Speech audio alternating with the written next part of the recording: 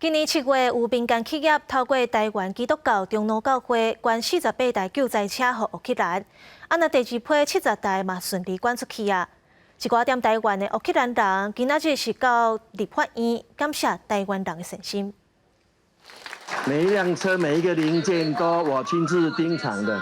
今年7月份的时，政府甲民间企业合作，共同捐予乌克兰48台救灾车辆。目前这些车拢伫乌克兰投入救援的工课。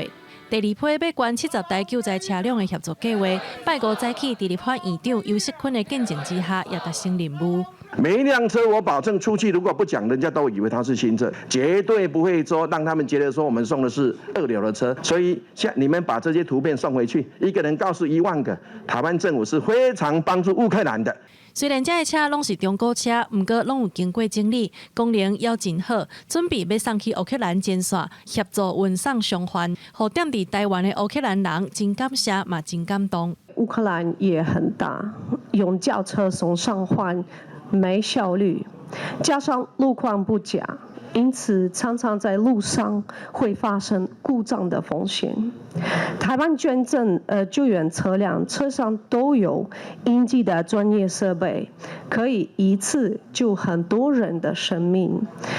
对乌克兰而言，这是一场救灾的及时雨。Слава Україні! Героям слава! Слава Україні! Героям слава! 罗西亚拍乌克兰战争已经超过当半，也未收煞。乌克兰的坚强嘛，互人感动。捐赠单位表示，未来会继续募集资源，希望台湾有更较侪民间的爱心甲物资投入，互国际上更较侪人看到台湾的爱心，嘛互乌克兰知影台湾参乌克兰是徛斗阵的。记者林旭凯台北报道。